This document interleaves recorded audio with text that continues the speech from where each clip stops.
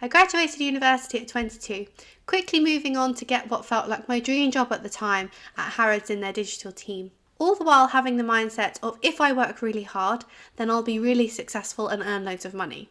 Now having had over 10 years of experience, going through ups and downs, learning loads of things along the way, I have come to realise that it takes a little bit more than hard work to become wealthy and reach financial freedom. I gave myself a plan on how I will be a millionaire by the time I am 35, and I thought it would be interesting if in this video I share with you my plan, my steps, my roadmap on how I will achieve this. All of the points that I will cover are things that I have already done or am in the middle of doing, so I know firsthand that it really can work. Leveraging my superpower. Now you may be sitting there thinking, I'm not special, I don't have a superpower, what's so great about me? The answer is, you are your own unique person. You have had your own experiences, your own journey, your own path. There is so much that is special about you. You just need to identify and understand what it is. And then you can lean into it. It's something that a lot of people don't do. Either, like I said, they don't think they have a superpower, so they don't even start the process of trying to identify what it is, or they don't understand how to either. The way that I approach this and found benefit from doing so is really firstly identifying what my skills are, what I'm passionate about, and then linking the two together. A lot of people also get stuck in the cycle of where they're procrastinating, wanting to make sure whatever they're doing and they're passionate about and it's perfect and nothing could ever possibly go wrong. But the problem with that is that you just don't ever end up starting. Try things, test things out. Don't be afraid of failure. Learn from any mistakes that you make, fail forward. The more you try, the more opportunities you are giving yourself to succeed, and therefore your probability of success increases. Investing in my capital. It's important to remember that people don't become millionaires by accident. It's not something that one day you decide you're going to be and the next day you wake up and it happens, unless you win the lottery. The difference generally that separates an average person to a millionaire is a performance or knowledge gap. If you're sitting on the average Joe side and you want to be a millionaire, you need to figure out how you can close those gaps. To ensure that I am as targeted and focused as I can be with investing in my capital, I split this out into 3 different sections. The first one being intellectual, the second social, and the third human. And I also chose to approach this as a step-by-step. So first port of call being intellectual capital, making sure I am continuously upskilling myself, reading, learning. So within this, there are so many opportunities to continuously learn and develop your knowledge. And you don't even necessarily have to spend money on it to begin with to get yourself going. You can read, listen to podcasts, watch YouTube channels. This is a great way to lay the foundations for your development. Once you get to a point where you can invest some money into it, then that's your opportunity to source courses, mentors to fast track your development. Once you have that foundation of intellectual capital, that knowledge, that reputation within those areas that you are focusing on, you can then start to build on your social capital. And this is essentially your networking, building those relationships, building up that reputation, and creating yourself a strong community. This is when opportunities will start to present themselves to you, and the door will already be half opened because you have built those strong foundations that allow you to enter it. Once you have built up your social capital, your name is known in the industry, and you are known as the go-to person for that particular topic or subject or area of focus that you have decided to prioritize. This is when you can leverage your human capital. Once you've built your profile, people will then start to approach you about opportunities. They will naturally be more invested in you, and it will be easier for you to recruit them onto your journey. Once you have been able to nail these 3 things, you will propel yourself into a position where it is so much easier to make life-changing money. All-weather wealth strategy. Up until a few years ago, my sole source of income came via my salary, paid on a monthly basis for the company that I worked for full-time. When looking forward to the future and trying to understand how I was going to achieve financial freedom, and I had the realization that I was never going to do it with wages just alone. The limitation and risk that we have with a single salary coming into our bank account each month, you are vulnerable because you have one source of income, and if something happened to it, you would be in a difficult situation. Wages grow linearly. Unless you are able to consistently change your job every 1 to 2 years, work your way up the ladder and earn a higher salary bracket, you are generally always going to be earning less every year because your salary increase will typically be lower than inflation. This is why passive income is such an important element to add to your roster. Yes, there is a lot of hard work up front and getting things going and getting things moving,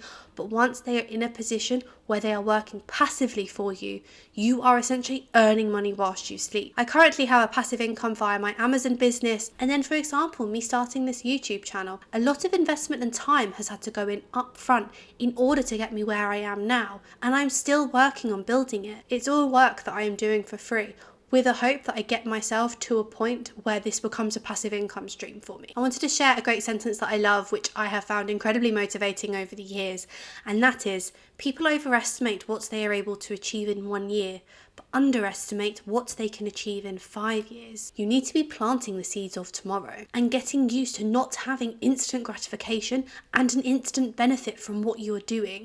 It's actually so much more effective to think in 5-year segments.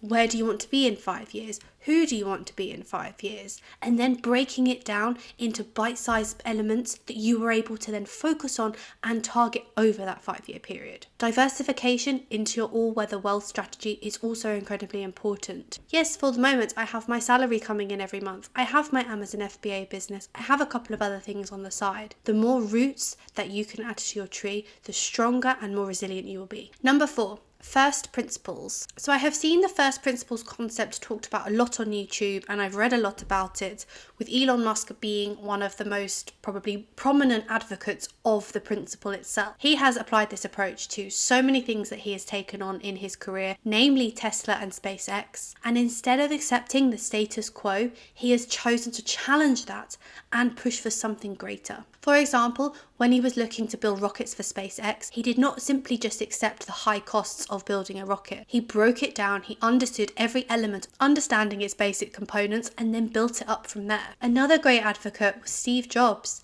He revolutionized the way that we use mobile phones, and he was so well known for reimagining products and pushing the boundaries of technology. Instead of relying on analogies, assumptions, or conventional wisdom, this method allows you to examine the basic truths, or the first principles, that form the foundation of an idea or a problem. For example, I've worked in digital for over 10 years, and there have been so many processes and ways of working that I have suggested changing in order to improve our efficiency and our output. So often did I get pushback on why we couldn't change things. It was the way that it had always been done.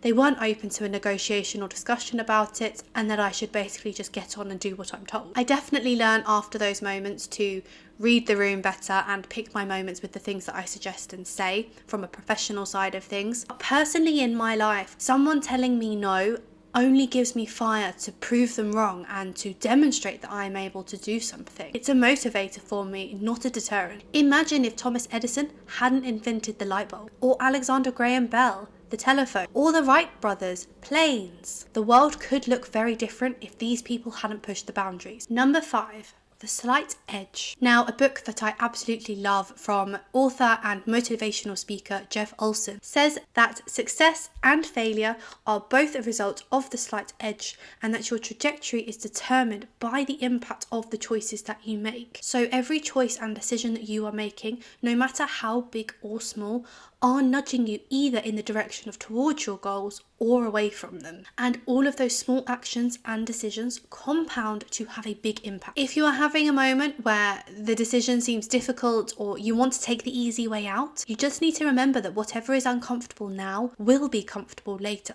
Just to demonstrate the benefits of the compounding process, I wanted to talk through with you the penny compounding principle. Let's say you have 2 people and they are given 2 options. One is to the 1st of next month take $1 million cash, off you go, enjoy it, or to receive a penny and have it doubled every day for the next 30 days. By the end of the 30 days, the person that chose to take the penny and go through the compounding process is over $5.3 million better off. Over 5 times better than the person that took the $1 million straight up. And then number 6, live below your means. I know I have talked about this in other videos, but I am a firm believer that living below your means is one of the easiest and most productive ways of building your wealth. If you are able to optimize your fixed costs and minimize your variable costs, you will open up opportunity to be able to invest that excess cash into something that will give you long-term benefit. As we go through our careers and we progress up to the next level, climbing that career ladder, naturally we will see a salary benefit as a result. The very easy thing to slip into with this is for you to then start upgrading your life around your salary increases, upgrading your car, upgrading your phone, getting the latest tech gadget, buying a new designer handbag. Yes, of course, you should be treating yourself and celebrating the success of your promotion, but you should not be letting it get out of hand. A lot of people do this, and a lot of people max themselves out on their expenses. This leads really nicely into the concept of Parkinson's law. So the theory suggests that if you have a task that you needed to complete and you gave yourself 4 weeks to complete it, that you would utilize the entirety of that 4 weeks. However, if you were to give yourself 4 days to complete it, you would actually be able to complete it in 4 days, because you would be focused, targeted, and prioritizing getting it completed within that time frame. And the same thing can happen with your salary if you're not careful, which is why it is so important to have effective budgeting every single month, utilizing your budget tracker, being aware of everything that is going in and out of your bank account, looking for opportunities to optimize that, and putting aside as much as possible to invest into your future. So there you have it. These are the key things that I am focusing on that I am confident will get me to being a millionaire by the time I'm 35. Let me know in the comments below if there's any other tactics you guys are using to help you on your journey, and I'll see you in the next video.